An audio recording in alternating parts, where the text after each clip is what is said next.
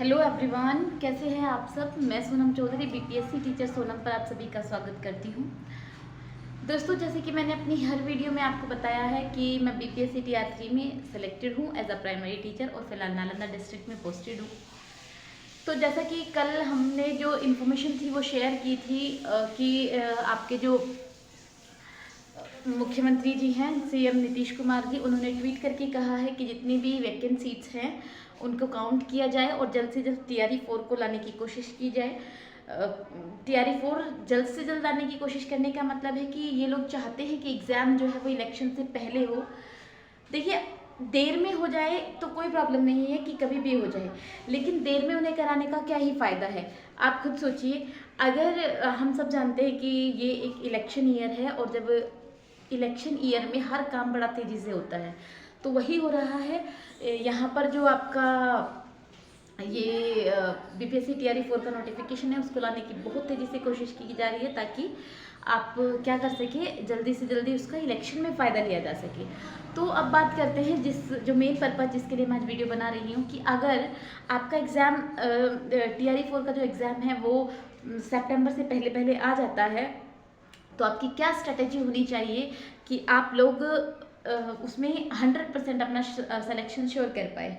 क्योंकि कंपटीशन लगातार बढ़ रहा है और अगर कंपटीशन बढ़ रहा है तो कट ऑफ जो लास्ट टाइम गई थी उससे भी अबव जाने के ही चांसेस है, क्योंकि कट ऑफ जो आपका कंपटीशन है वो कभी कम होता ही नहीं है, लगातार बढ़ता जाता है।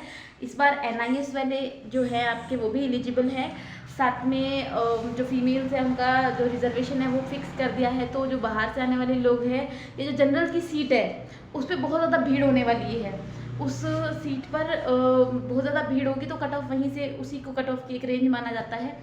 तो अब बात करते हैं कि कैसे करें हम अपने इसकी टीआरई 4 की तैयारी, जिससे कि आपका सिलेक्शन जो है वो श्योरिटी हो। मेनली मैं प्राइमरी की ही बात करूँगी। तो देखिए, इसमें क्या है, आपको इसमें आपका पड़ेगा मेनली 8-9 सब्जेक्ट पढ़ते हैं। जैसे कि आपका मेन तो ये जीएस का पोर्शन मेन होता है, जिसमें होता है आपका ज्योग्राफी, हिस्ट्री, ईवीएस, और आपका मैथ्स पढ़ता है, करंट अफेयर पढ़ता है और पॉलिटी पढ़ता है, थोड़ा सा स्टैटिक जीके भी पढ़ता है। मेनली यही सब्जेक्ट्स आपके पढ़ते हैं। तो आपको क्या करना है, कहाँ से तैयारी करनी है। देखिए, वैसे तो आप जिसका बैच लेना चाहे ले सकते हैं, लेकिन इतने कम टाइम में कोई बैच आपको ढंग से आपके हिसाब से तैयारी नहीं करा पाएगा। अगर हम मान के चल रहे हैं कि अगस्त के एंड या सितंबर के स्टार्टिंग में एग्ज़ाम कराते हैं तो आपको खुद से ही प्रिपेयर करना पड़ेगा, आपको सेल्फ स्टडी करनी पड़ेगी। और सेल्फ स्टडी की स्ट्रेटेजी क्या हो, तो आपको करना है अपनी एनसीईआरटी कंप्लीट। अब एनसीईआरटी कंप्लीट कैसे करें, तो एक चैनल है टारगेट विद अंकित। मैं अब किसी का प्रमोशन नहीं कर रही हूँ, इनफैक्ट मेरा इतनी बड़ी रीच नहीं है कि मैं किसी का प्रमोशन करूँ। तो टारगेट विद अंकित पे विपिन सर ने पढ़ाई है हिस्ट्री, एनसीईआरटी की हिस्ट्री पढ़ाई है, बहुत अच्छी हिस्ट्री वो पढ़ाते हैं। अगर आप चाहें तो शायद उस पर वो वीडियोस ऑलरेडी प्रोवाइड होंगी, आप वहाँ से ये कर सकते हो अपनी एनसीईआरटी हिस्ट्री को कंप्लीट। उन्होंने एनसीईआरटी के कई सारे सेक्शंस पढ़ाए हैं, हिस्ट्री भी पढ़ाई है उन्होंने, पॉलिटी भी पढ़ाई है, तो एनसीईआरटी आप वहाँ से कवर कर सकते हो। साथ में खुद की जब भी आप मतलब लेके बैठो, देखिए अगर आपने कभी भी तैयारी की है तो ये श्योर है कि आपको बहुत ज़्यादा अलग से कुछ करना नहीं पड़ेगा। तो अपनी एक नोटबुक हमेशा लेके बैठे, ताकि जो भी नया मिले आपको, जो भी नया दिखे उसको आप एज अ नोट लिख सको, उसमें एज अ नोट आपने बना सको उसमें नोट्स के तरीके से। बहुत सारे नोट्स अलग से, मतलब सब कुछ लिखने की ज़रूरत नहीं है क्योंकि इतना टाइम नहीं है और एक ही टाइम की वेस्टेज होती है कि अगर आप सब कुछ लिख रहे हैं तो ये तो हुआ आपकी जीएस के पोर्शन की बात। साथ में आप कोई पीवाईक्यू डेली लगाइए। पीवाईक्यू लगाने से क्या होता है, हमें ये पता चलता है कि जो बात हम जानते हैं उसको किस तरीके से पूछा जाता है, पेपर का पैटर्न कैसा आता है, किस तरीके से। देखिए, ऐसा नहीं है कि जो पेपर में है वो आपको पता नहीं है, लेकिन प्रॉब्लम ये है कि वो जो पेपर में आएगा वो पूछा कैसे जाएगा हमको ये पता नहीं होता। तो पीवाईक्यू लगाने से आपको ये पता चलता है कि आपका जो क्वेश्चंस आएंगे उसका वो किस तरीके से क्वेश्चन, किसी नॉर्मल से पॉइंट से उठ के जहाँ हम ये उम्मीद भी नहीं करते कि इसमें कोई क्वेश्चन बन सकता है, वहाँ से क्वेश्चन कैसे बनता है। तो आपको ये वहाँ से करना है। PYQ आपको ज़रूर लगाने हैं। शुरुआत में आपके बहुत कम स्कोर रहेगा, स्कोर को कम देख के कभी भी घबराना नहीं है।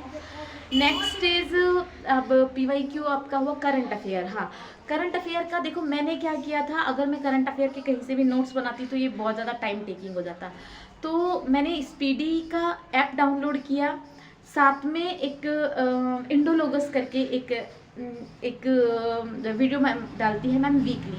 तो मैं क्या करती थी, उसमें जो आपका स्पीडी है, आप कोई और ऐप को प्रेफर करते हो तो कोई और ऐप को प्रेफर कर सकते हो। उसमें जो स्पीडी है उसमें क्या होता है, टॉपिक वाइज भी रहता है कि मेले और ये और वो, और लास्ट में मंथ वाइज भी रहता है। तो मैं ऐसे करती थी, एक वीक का पहले बुक से मतलब ऐप से पढ़ा, और फिर एक वीक का उस जो आप वीडियो होती थी उससे पढ़ती थी। उससे क्या फ़ायदा था कि जो आपके ऐप में क्वेश्चंस थे वो तो ऐसे पॉइंट टू पॉइंट क्वेश्चन होते हैं, लेकिन जैसे मान लो कि ये कहा कि वर्ल्ड हेल्थ ऑर्गेनाइजेशन का हेडक्वार्टर के बारे में कुछ पूछा कि वहाँ का जो ये सम्मेलन हुआ था ये कहाँ हुआ था, तो जिनेवा आया। लेकिन उस वर्ल्ड हेल्थ ऑर्गेनाइजेशन से रिलेटेड जो इन्फॉर्मेशन होती है वो आपको जो वन लाइनर मैडम प्रोवाइड कराती है, इंडोलोगस नाम का एक चैनल है, वहाँ से आपको ये हेल्प हो जाएगी कि थोड़ा सा डिटेल में जाने का आपको मौका मिल जाएगा। जैसे WHO के बारे में आपको साथ के साथ उसमें बता दे जाएंगे, तो आपकी स्टैटिक जीके आपको अलग से प्रिपेयर नहीं करनी पड़ेगी, आपकी स्टैटिक जीके वहीं से प्रिपेयर हो जाएगी, और यकीन मानिए बहुत अच्छे से तैयार हो जाती है। मैं अपने उसमें, ये मेरा एक्सपीरियंस है, मैं करके देख चुकी हूँ। अच्छा, मैथ्स के बहुत हार्ड टॉपिक नहीं है। 8th 9th 10th में आपको एवरेज करना है, परसेंटेज करना है, सिंप्लीफिकेशन करना है, और सर्ट्स और इंडाइसिस, घातांक और ये जो होता है घातांक वगैरह, और सिंपल इक्वेशंस आती हैं, वो है मतलब बहुत टफ क्वेश्चन नहीं आते, बहुत लेवल अप नहीं जाता इसका। और रीजनिंग के क्वेश्चन भी आपके 7 से 8 क्वेश्चन रीजनिंग के बनते हैं। तो रीजनिंग का आप किसी का भी प्रैक्टिस सेट लगा सकते हो, मैथ्स का भी आप किसी का भी प्रैक्टिस सेट लगा सकते हो। देखिए, अगर आपका बेसिक ऑलरेडी प्रिपेयर है, और अगर बेसिक प्रिपेयर नहीं है तो आप ये करके चले कि भाई आज मुझे परसेंटेज कंप्लीट करना है, साथ में एक प्रैक्टिस सेट भी लगाना है। तो प्रैक्टिस सेट और ये टॉपिक आपको इस तरीके से अगर आप करके चलेंगे तो ऑब्वियसली हो जाएगा। तो अगर आप इस तरीके से करते हैं तो मुझे पूरा यकीन है कि आप बहुत कम टाइम में, अगर आप चाहे ना तो 7 से 8 दिन में आप पूरी NCERT 6 से लेकर 10 तक की सारी NCERT कवर कर सकते हैं। और एक बार NCERT आपने कवर की, मैं आपको एडवाइस करूँगी कि आप हिस्ट्री तो SCERT भी ज़रूर पढ़ना। आपकी SCERT भी हिस्ट्री पढ़ने में बड़ी ही अच्छी भी है, और क्वेश्चंस पूछे भी जाते हैं। तो हाँ, बस ये अगर आप इस तरीके से करते हैं तो बहुत फ़ायदा आपको होने वाला है। और हाँ, लास्ट में एक और बात कहना चाहूँगी कि अगर आप चाहते हैं कि मैं आपको कुछ अलग से स्पेशली सब्जेक्ट के लिए बताऊँ कि नहीं मैथ्स की प्रेपरेशन कैसे करें, ज्योग्राफी की अलग अलग से चाहते हैं तो मैं अलग अलग भी आपको बता दूँगी।